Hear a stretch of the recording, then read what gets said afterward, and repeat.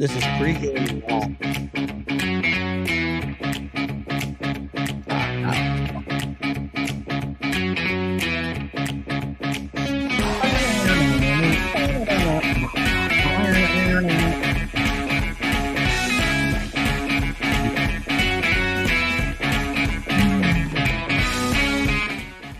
Oh, yes, here we are on the Sports Porch. This is the Black and Gold edition. It is Monday night in Pittsburgh. And we know it's a very special Monday night when there is Monday Night Football in town. 45 minutes till kickoff. I know, I can't wait. And if you're watching us live, you're watching us on Facebook, you're watching us on Instagram, the Gram. Watching from Southern California, we got somebody on the Gram with us. How you doing? You're watching us on YouTube, and you are watching us on X. And as always, I am going to drop this podcast right after the show on the iHeartRadio app, Apple Podcasts, Spotify, or anywhere you get your friggin' podcasts. Mm-hmm. And I'm going to put a comment up right now. You can also, if you want to just stream us and listen to us live and not watch, you can listen live on Radio PGH right there in that comment. That's our live stream. I'm your technical director. To my right in the studio is the Grand Schwabini, as always. And Pittsburgh City of Champions on Instagram says, hi, fellas. Hey, what's up, guys? Watching from Michigan on Instagram. We got a lot of people on the Gram here all of a sudden, so that's really cool. I like that. Yeah. Keep coming back. And below me, coming from the underground studio in Squirrel Hill, is the counselor. The counselor. Sitting in for Hockey Jesus. What is up, counselor? Welcome. I'm in the bunker here waiting for Danny Dimes. I'm wondering if you're going to drop that podcast right on him as he's laying on the turf. You're talking about Daniel Jones. Yeah, well, obviously, we usually do a lot of different things here in the Sports Porch. And tonight, we're going to talk mainly Steelers because, of course, the big game tonight, Russell Wilson, his second start. Looking forward to that. OC is Southern California on the Gram, watching from Michigan. Share this out with your friends. We want to hear what you have to think about this. We're going to start tonight, obviously, with Monday Night Football. Steelers versus the Giants. The G-Men are in town. They are, and they are bad. Yes, they are bad. They are really bad. Before I let you and the counselor kind of go at this for a little bit, and Steve DeFlitch is watching, of course, Hockey Jesus is watching from, what is that? Is that a wrench by his name? It looks like a wrench. I have no idea. I don't know. A car somewhere. Yeah, maybe. Yeah, I mean, strange. Should we talk about this first? Sure. Let's just break it out there. We have a concern. I'm concerned for the welfare of one Stephen DeFlitch. Serious? Did he break out his old Mazda? Does he need a wrench or something, or a quart of oil? No. Oh, it says moderator status. I don't know what that means. Who knows? Yeah. I think he's lost his mind tonight. He probably has. Because tonight is a Steeler game. I know. And Steve DeFlitch is all about the Steelers. Mark, this is an assumption that he had a mind to lose. That is true. You're right about that. That is true. Now, I will say this. Of course, he is a man of the cloth as well. Hockey Jesus. Yeah, Hockey Jesus. And he prays to the Almighty. But, he left us tonight to watch the game with a church group. Is that correct? Well, my first thought when he texted us and said, "Hey, I'm going to do, I'm going to do a watch party with my church group," was, well, he's coming. I mean, what greater religion is there in Pittsburgh than football? Right. This is the church. See, right. I think he was afraid because we watched the Tennessee Titans game last year on a night game, he and I think he dropped so many F-bombs at that game. He was afraid because this is the classic Tomlin trap game. And, well, he wanted to make sure that he had all bases covered in advance of potentially cursing for the next 5 days. So actually what you're saying is this is really more a cleansing for him. That he felt like during this game he would be better served serving the Lord by not spewing out negative, nasty comments. I think there's something for that, and just the fear that you have after a performance like the Steelers had a week ago, that there's something amiss going into the bye. Sorry, I sound terrible, like I'm going to jinx this thing or something. I've just seen this. I've seen this movie too many times. Yeah, well, we're going to lead right into that, and that's enough about that. Steve, yes. Hockey Jesus, we miss you. Have a good time with your friends and say a prayer. Yeah, and get your priorities straight, would you? Please pray for me too there, brother. So you actually touched on something, Counselor, that the trap game. Yeah, you've touched on that, and I brought this up a few years back. The Steelers always have a couple trap games a year. And this, to me, is that game. This is the trap game. Now, we are going to have a Stump the Inzer segment, and that's the segment that I hope doesn't jinx this whole thing. But, as far as trap games go, for me, and then I want you guys to chime in on this, I think this should be the easy trap game just because of how overall bad the Giants are, but they do have some positives. So, let's start with you, Counselor. What do you think about this? You brought up trap. On the positive, I mean, let's look at it on the bright side. We probably only need to score 13 points to win this game, which is a Tomlin agenda. Since Kenny Pickett is no longer the quarterback, I feel pretty confident we're going to score more than 13 points. I hope so. So let's start there on the positive. On the downside, I will say, as I mentioned, Tennessee Titans last year. I'm sorry, not Tennessee. It was New England.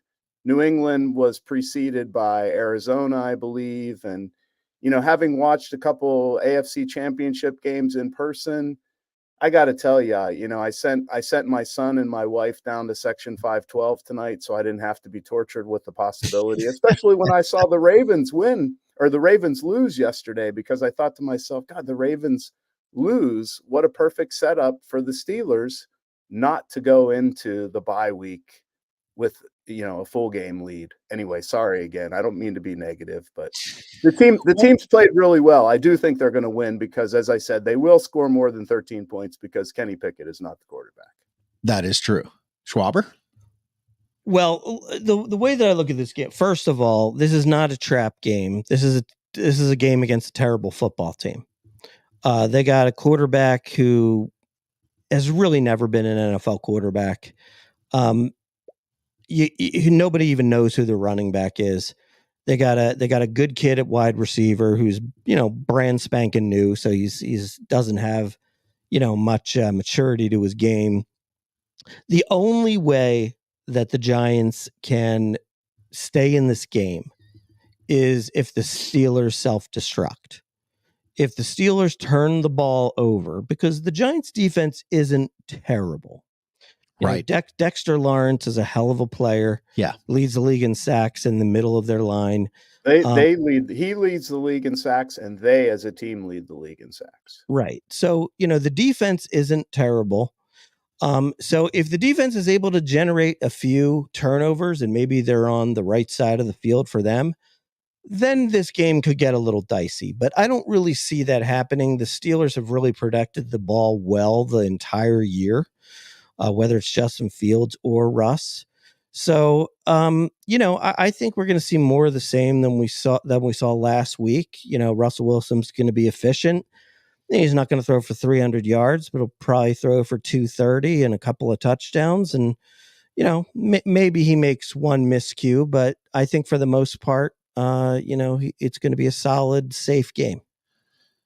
Well, I think that if there's anything that is going to catch the Steelers off guard, it is going to be the center of that Giants line. And they have McCollum starting at center again. He's done a great job filling in. The questions on their line, while the line has performed admirably, given all the switching around and the injuries, there's still questions that remain. Can they sustain that? And with Dexter Lawrence there, he's going to get pressure up the middle. And I think that actually is good from the sense in that it kind of plays into one of Russell Wilson's strengths, and that is getting rid of the ball as far as improvising, going to a check down. Whereas I don't think Justin Fields really had that. And not that he played poorly, and we've been down this road before, but I think that's really the problem. On defense, all they really have to do is play defense. Just like you said, I mean, they don't really have a running back. Their quarterback is pedestrian, and Malik Neighbors is back, but he had a concussion. Right. If you can shut down Malik Neighbors, they have no offense. Yeah. And it's hard to score when you don't have the ball. And I think the running game will be something tonight too, because these guys are lowest in the league in average yards, I believe, per carry. So Chris, when I was on the show a few weeks ago, I said the line play, frankly, has been exceptional for as many different rotations as they've had in there. Pat Meyer deserves a ton of credit for that, especially coaching up a couple of young guys. The fact that you haven't heard Ryan McCollum's name called is just a plus in and of itself, because, I mean, honestly, you're playing line. You never want to have yourself called, because if you are, it's usually because of a penalty or something bad happened. There was a sack. So the line's been exceptional. The other thing, as I said a few weeks back, I think Jaylen Warren wasn't Jaylen Warren until last week in the game against the Jets. So I would actually expect Jaylen Warren to have a really big game today on some outside runs and some delays, and even some screens to try and beat that Giants pass rush, because that is, their one piece that is exceptional from a football standpoint, three phases of the game. I also think the earlier you get Darnell Washington in the game, the better. Hey, Mark, how long did that take? Like 12 minutes? I'm surprised. I mean, I think it's still, it was the over. Yeah. But yeah, Darnell Washington, Chris Klein's favorite player. I love that guy. For those who are joining for the first time, Chris Klein officially has a man crush on Darnell Washington. Mm-hmm. No. I have a man crush on Justin Herbert. I just think that Darnell Washington is like this. He's like a nuclear bomb waiting to go off. I mean, you get that guy the football, and please tell me who can tackle him. I actually, the other game, he tried to leap over somebody. I mean, I'm tired of seeing Najee try to leap over people. Let's get Darnell the ball and see how many people he can leap over. That's fun. Najee likes to leap over people in the middle of the line. Yeah, I know. I know. He needs to stop. He needs to stop that. I know. No, I mean, look, he's a nice other weapon to have. But I mean, look, if you're asking me, I mean, your weapon number one to me is Pickens, right? Najee and Jaylen Warren are, number two. Freiermuth you can throw in there. These are all people that I would throw the ball to before your big tight end. Yeah, I know. What I like when they get him involved in the offense is it's you're throwing a kink in the scheme, and it kind of sets the defense back a little bit. Like, oh, wait a minute, this guy's he's like a sixth offensive lineman. Now we got to worry about him catching passes. So I think it's actually a good strategy to get him involved early, and I think that's part of their game plan. As far as their game plan goes, I don't think they stray from the way they've played the last couple weeks, and that is, and one of the things that I have to give them credit for is, as tough as I've been on Najee Harris throughout his career here, and I will say that I am still not sold on him. I know, last week he rushed for 108 yards or something. The week prior to that, he had 100 yards. But most of those yards, and this is what the game plan is about, they come in the second half. And that's a testimony to that offensive line and sticking to the run game, even when they're getting very small positive yardage or even a negative yardage, and tiring that defensive line down. And I think that really is the key. I think you're going to come out, if the Steelers come out and they focus on that run game and focus on trying to wear that Giants defensive line down, then that's going to open up a lot of opportunity for Russell in the second quarter, second half of the game. And I really do think that's the key, because even though we're down on the Giants and we talk about they're a bad football team, they're still an NFL team, and the Cleveland Browns beat the Baltimore Ravens yesterday. So Yeah, I think the stat, Chris, again, last year, I think the Steelers were the first team with a winning record past, past the halfway point of the season, whatever the metric was, that lost to two teams each with 2 wins. Yeah, that's right. what it was. So, Yeah. so again, that was that in my 50 plus years on this earth, that's maybe a low point in Pittsburgh Steeler history for that to happen, and Right. to almost not make the playoffs, because of that was pretty terrible. But I do agree with you. I think the most important thing the Steelers do tonight is to get out of this game, to win, to play a ball control game, and for no one to get hurt. And then to get some guys healthy that are hurt. I think, they really, really could use Herbig in there. I don't want to see TJ Watt playing 97% of the snaps going forward.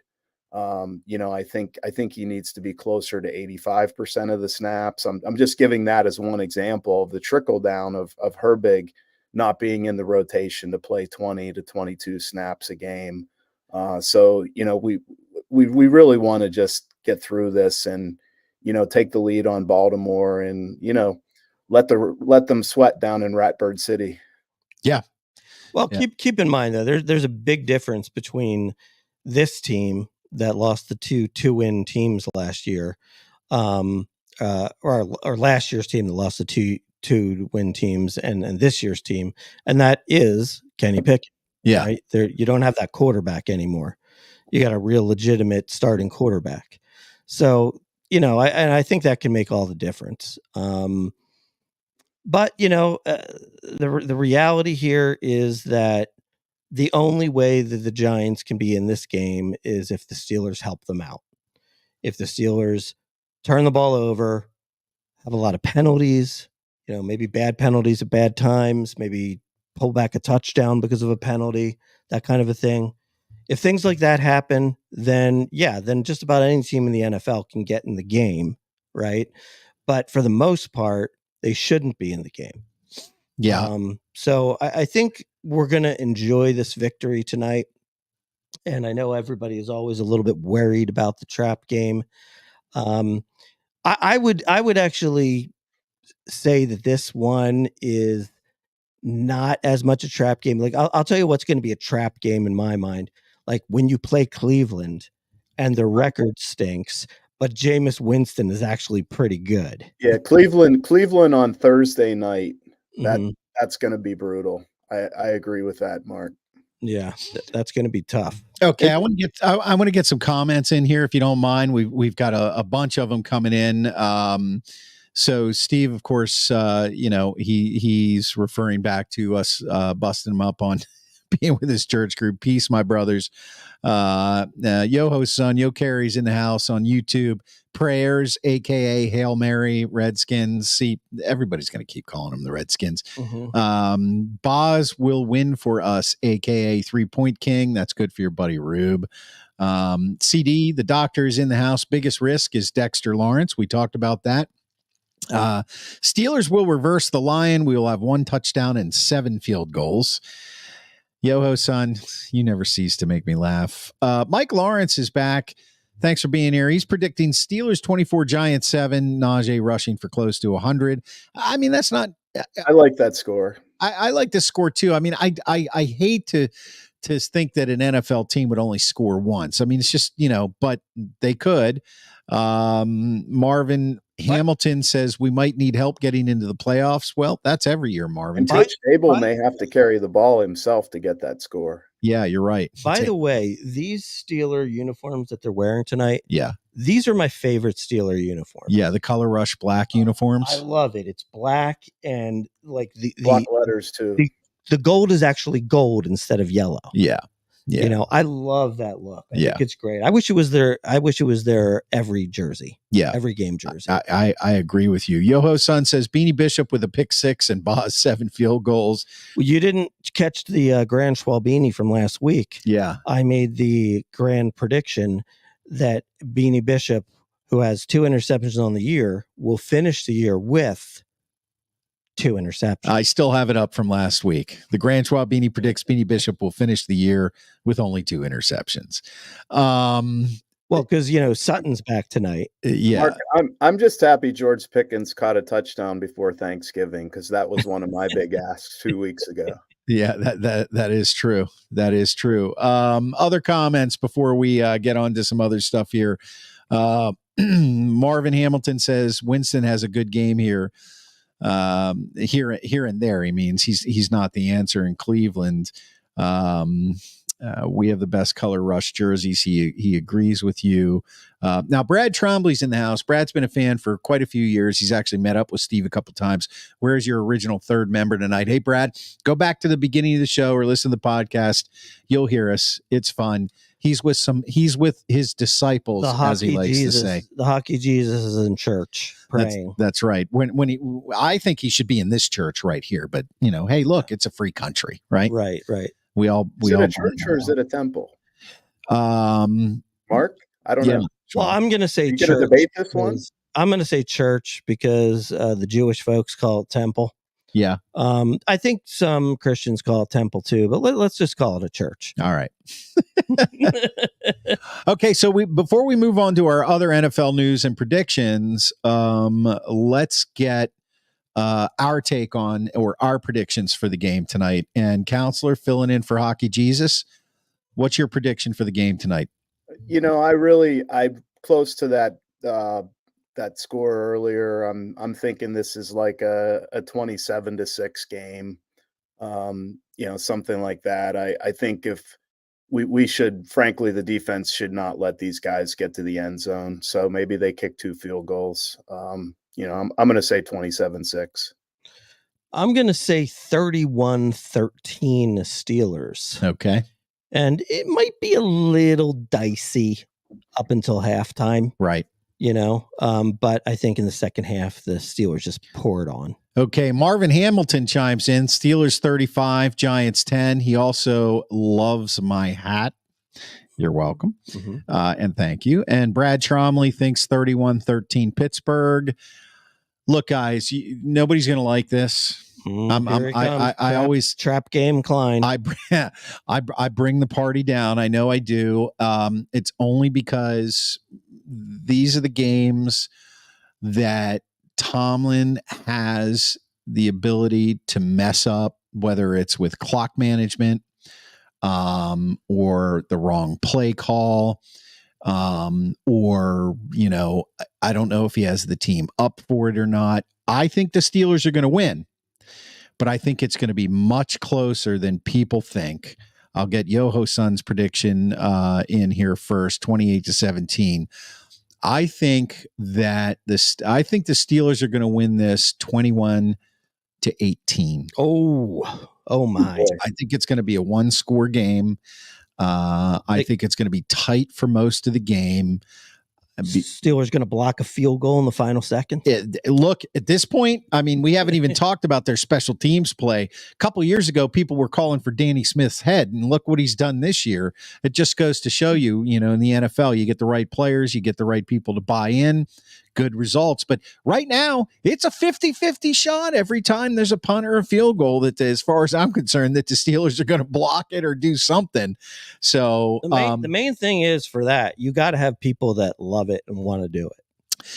A lot of teams, players just don't want to do it. Yeah. Well, I think it's that. Plus, it's Danny Smith's film study. I've heard in the past how he's sort of crazy at breaking down the tape and trying to exploit things. And I think, again, Chris, as you said, testament to that. And I got to say, as I said earlier, Pat Meyer, call him out from the line. I think you guys and myself as well have been pretty critical of Coach Tomlin in the past, but you really can't argue with much at this point. No. That the team has done. And I think, the defense, especially in the second half, we've all griped on the slow starts, but the second half, the defense has just been lights out. And look at the points. And last year, even when we had a winning record, our point differential was still terrible, which is just perplexing. But our point differential, I think, is close to tops in the NFL, if not tops. So just all the way around, I think Danny Smith deserves a lot of credit, but I think the coaching staff as a whole. I agree with you. I really do. I think they've done a tremendous job with the line, considering everything that's happened. And yes, special teams are performing nothing less than incredible so far this year. Marvin has a quick question for us. If Russell Wilson doesn't play well, how long before Tomlin pulls him? Well, apparently Justin Fields is not going to play tonight. That's what there were a lot of reports out there. And right? I think that broke with Jay Glazer yesterday, talking on Fox about a conversation he apparently had with Coach Tomlin yesterday. So it sounds like Fields has a tweaked hamstring and he's not even going to play. So I think this issue is settled. I think Russ would have to do something really, really, really terrible at this point. Yeah, I agree. Even if Justin Fields was healthy, I think Russell gets the whole game tonight. Yeah. And I don't see anything having them going back to Fields. Yeah. Barring, it would have to be something like a 3-game losing streak, or, Russell has a couple like back-to-back 2 or 3 interception games. I mean, it would have to be a really poor performance by Russell Wilson. And even then, I'm not sure that that's what you do. And I know, and anybody says, or anybody that listens to our show on a weekly basis knows that I was very high on Justin Fields being, and I got the name right for the first time. Justin Wilson. Yeah, on Justin Fields. On Wilson Fields. I was very high on Justin Wilson. Right. And you were wrong. I said it again. I just made him do it. I know. Okay. You guys, you get in my head. Anyway, I was very high on Justin Fields remaining the starting quarterback when they said Russ was healthy, because they had a 4-2 record with him, and he didn't look awful. And if he was going to be the future of the franchise, that you let him ride it out. Now, what I will say is that the transition to Russell and the way Justin Fields handled it changed my mind. And I always said from the beginning, when there were rumors that Russell Wilson was coming, and when Russell Wilson did arrive here just a mere week or so after or before Justin Fields did, that everybody was giving Russell Wilson a raw shake because his statistics in Denver last year were pretty damn good, even though the national media and Sean Payton would have you believe that he was done. If you took the national media hates him, I don't understand it. Yeah, they do. Yeah. Well, there were a lot of stories about him not being a good teammate, right, and things like that. I have a feeling though that he's probably learned from that. There were some things that he did, like in Denver. One of the things that he did, which Sean Payton was just disgusted with, was he asked for his own office by the locker room when he was in Denver, so he could run his social media. Right. And so, Sean Payton was like, no, you don't get an office. You're just like every other player. You know what I mean? But I would guess Russell Wilson probably learned from that. Yeah. He probably learned that was kind of a dumb idea. Yeah. And kind of separates you from your teammates a little bit. Yeah. We just gave you $200 million. Yeah. You can go build an office somewhere if you want. Right. So, I think that, and obviously, look, when you lose, somebody gets blamed, right? Yeah. And it's always the quarterback. Yeah.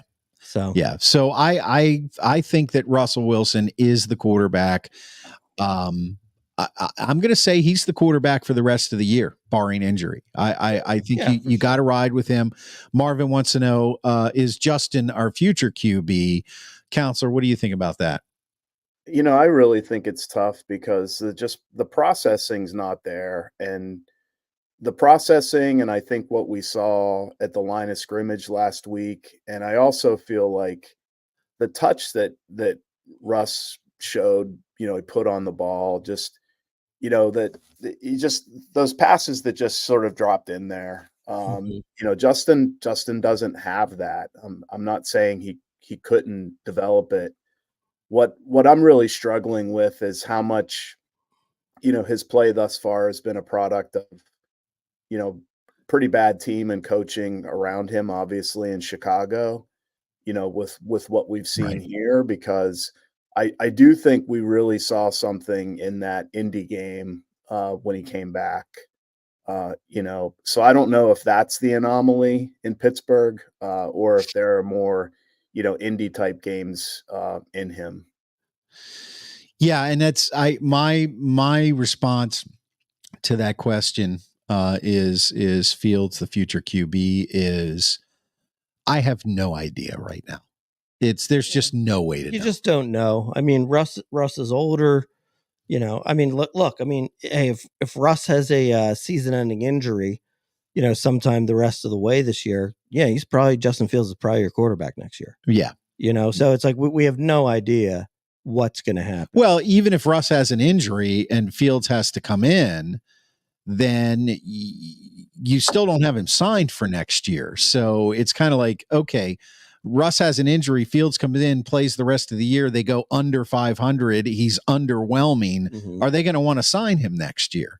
Who knows? I think if Russ plays the way Russ knows how to play, then he's probably the quarterback next year as well. Yeah, that's for sure true. Yeah. Yeah. And he also, people forget, well, how much money are you going to have to pay him? Well, he's still getting paid by the Broncos next year as well. So he was willing to come in here and play for a little over $1 million. Now he's going to want a bigger contract, but you're probably not going to have to break the bank to keep him. So they probably will, though. I mean, not terribly so, but they will. Like it'll be over 20 million bucks. I'm not saying it's not going to be a lot for the Steelers. It's chump change for quarterbacks, Mark. Right. That's exactly what it is. And Marvin Hamilton, he appreciates our honesty, and that's why you come to the Sports Porch, because we're not the talking heads in the media. We don't have access to the locker room. We don't try to create controversy where there is no controversy. We just like to tell it how we see it. And if you don't like it, well, we don't care. But we also like to hear what you have to say. And if we like it, we'll put it on the air. Yeah. There you go. Yeah. All right. So my prediction was 21-18. Scott, you were 24-13? 27-6. 20. Oh, wow. 27-6. I had 31-13. Oh, you had him scoring a lot more points. Yep. Okay. So we're not going to do all of the other stuff we usually do because the game is getting ready to start here in a couple minutes. So we're going to move on right to something that we love doing. Stump the Yinzer in honor of HJ, who is not here. The counselor from his basement bunker in Squirrel Hill is our honorary Yinzer because he actually does have pierogies in his DNA as well. Mm-hmm. And the Grand Schwabini is over here to my right, which looks like my left on the screen if you're watching. So what is that? I'm going to ask a question that a Yinzer should know. They're both going to give an answer. Whoever gets it right either remains the Yinzer or becomes an honorary Yinzer. The honorary Yinzer. So, an honor. Stump the Yinzer. What is the Steelers' record all time on Monday Night Football home games? Well, can you tell us how many games it is? Oh, no. You got to be kidding me. Yeah, I know he knows. I okay. mean, he doesn't know. I would have done better with Carlton Hasselrig. Okay, come on, man. Okay, they have played all time 21 Monday night games 21 Monday night at home all time. Okay. Yeah, not on the road, so at home. What's the record out of 21? Out of 21 games, what is their record at home on Monday night? Okay. Scott, you can go first. I do know because I read this earlier that they haven't lost on Monday night since we were in college. Which is what at home that is. Mm-hmm. I think that's on Monday night period since we were in college. I don't know. Anyway, go ahead. Yeah. So 21 all-time Monday night home games. Is that what you said? Yes. Yep. Man, this is you're not Googling, are you? Unless I would have read this today. Like man, I saw it on ESPN while we were getting ready for the show. I took it right from ESPN. You got to make a guess. Yinzer? I'm going to say 16-5. Okay. 16-5. Okay. I'm going to say 18-3. You're both wrong. It's 21-0. Really? That's yes. insane. That was on ESPN. I took it They've right never from ESPN. lost on Monday Night Football at home. Are you At sure? home. Are you sure that it's not? No. Are you sure that's not I- prime time games, like including Thursday, Sunday night Maybe. I don't know. in the last 5 years or Yeah, something? I think that's going back. I think that's going back to 1991, the number that I heard, because I'm telling you guys, I know there was a Monday night game, and I'll tell you how I know. It was because it was during deer season, and I remember the Monday night games that I've watched at deer camp. And somebody who's on the show might help me here. Steve might even remember this one. They lost to the Indianapolis Colts in the Dwight Freeney era. I'm pretty sure. This might have been. It is dating back to 1992. The Steelers have won 21 straight Monday Night Football home games dating back to 1992. Okay. I just pulled it up, so I wasn't wrong. Because I know that Indianapolis smoked them, and Dwight Freeney had like 4 or 5 sacks. Okay, well, good enough. That's pretty amazing. It really is pretty amazing. Constantino Rodriguez says, "Go Steelers, go." I will say this. Now, let me hear your answer on this, counselor. Is it just me, or when the Steelers play on Monday night, do they always seem to play like a horrible team?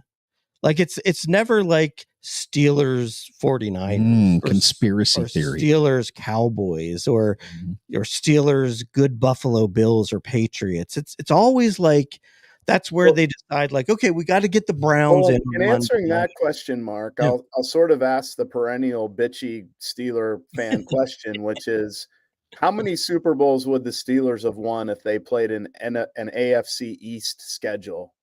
The last 30 years. I mean, seriously, think about the Steelers. Think about the Steelers in the bloodbath that are 2 Ravens games versus what New England had to play against during most of the Tom Brady era. Very true.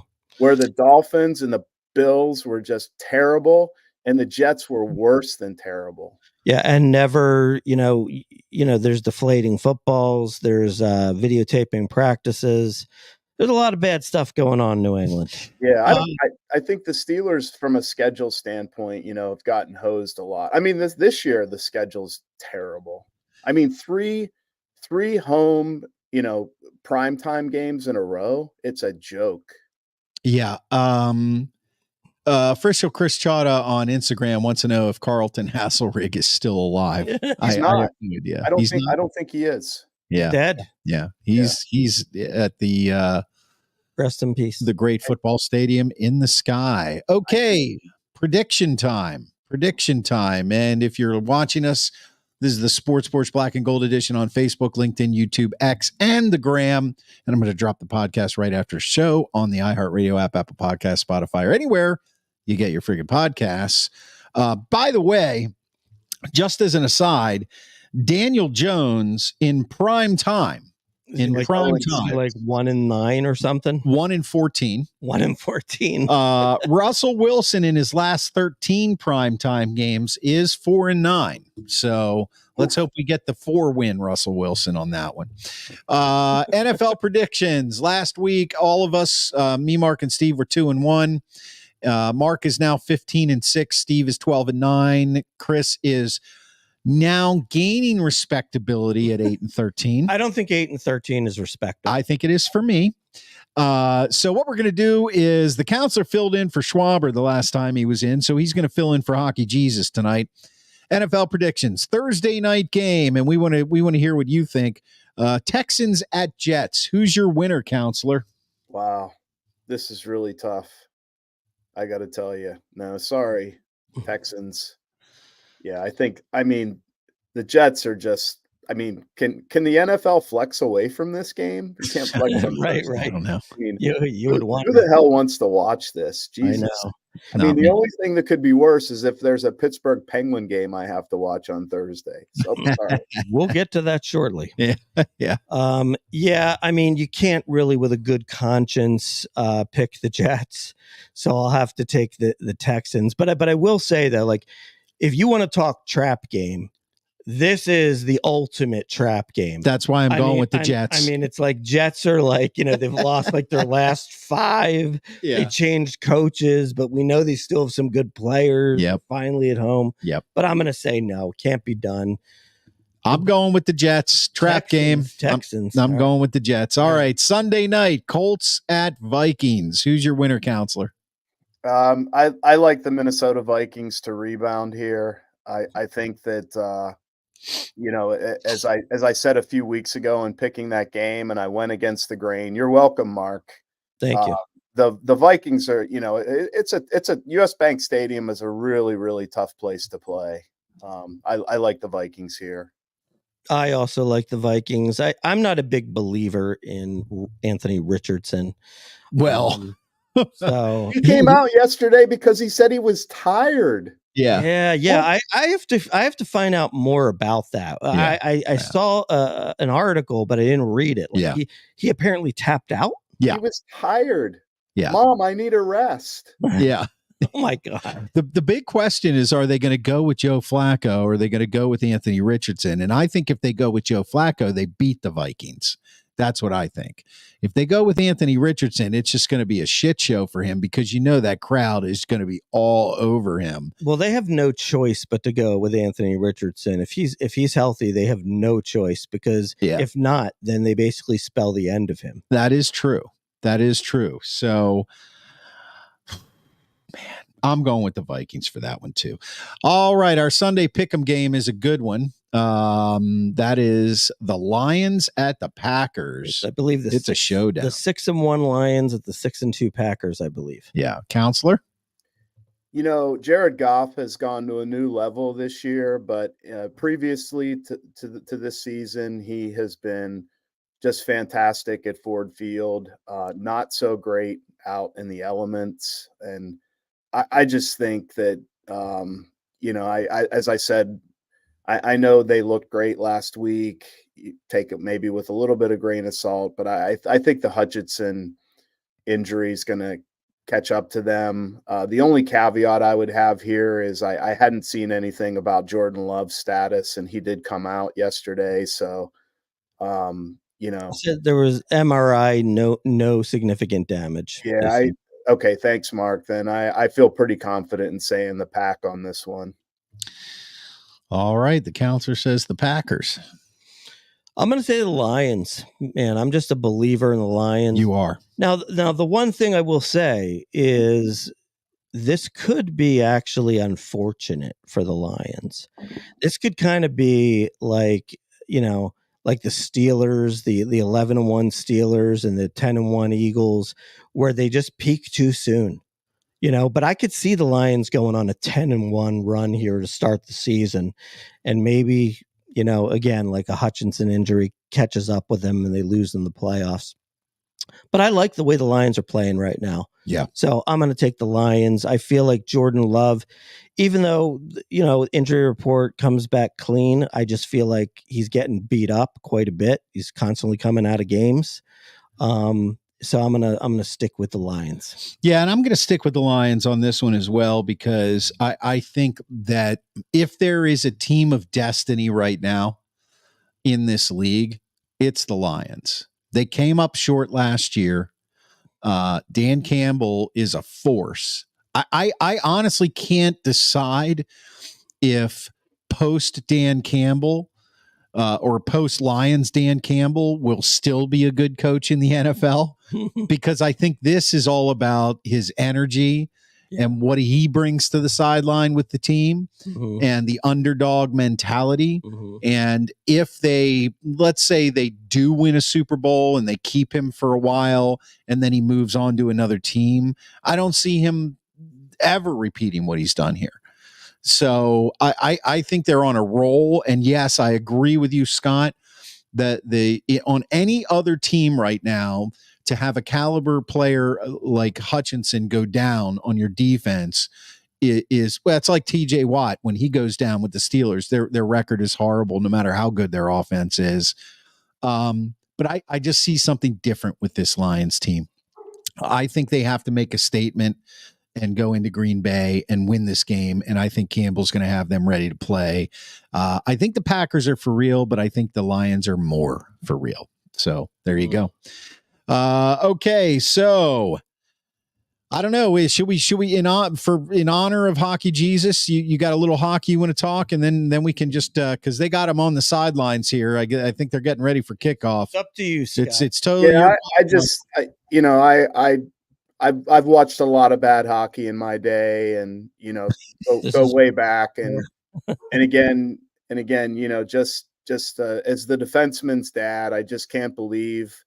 For those who don't know, I lived in Minnesota for 12 years. My kids grew up there. My son played high school hockey at a real high level in Minnesota, still plays. And I just can't believe what I've seen from this team, and just the letdowns and times that they play soft, and just, letting guys get to the front of the net. It's just intolerable. And they have some guys in their defensive core. Erik Karlsson has been an unmitigated freaking disaster. I was so upset the other night after the game. I called my kid at college and said, "Benny, what's going on? What do you think?" And he said, "Dad, you've always said Erik Karlsson's just like a fourth forward. Are you surprised?" And, he is, but that's what they signed up for. And, it just, even Marcus Pettersson, who I think last year for the Penguins was a plus 28 over the year on, not a great team. Pettersson hasn't been great, but just generally, just letting guys get to the front of the net. And Chris, when I was on for Mark a few weeks ago, I said the one data point I always look at are shots from the slot. And if you look at the shot profile for the Penguins opponents over the first 7 or 8 games, whatever we are here, the shots from the slot are just killing them, because they're just letting people get to the front of the net. And it's basic hockey. It's what kids learn at the peewee level, and, in 5th and 6th grade. So I just don't know what else to say. And that's all you have to say, because the game has started. And Amy May, of course, is saying, "Hey guys, kickoff. So we're going to kick off into the night right now. Got a completion here down on the Sports Porch. CA 3 for 10. Have a good week, boys.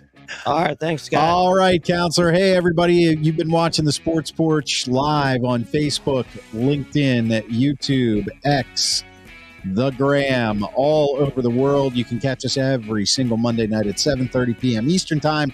And I'm going to drop the podcast right after the show on the iHeartRadio app, Apple Podcasts, Spotify, or anywhere you get your friggin' podcasts. And Danny Dimes better keep his eyes open, because that podcast might drop right on his head. There you go, baby. For the Grand Schwabini, for the Counselor, for Hockey Jesus with his church group, say a prayer for the Steelers tonight. Amen. I am your technical director. Here we go, Steelers. Here we go. And I... He was saying it from the pew. Am out. Jablonsk. All right. Great.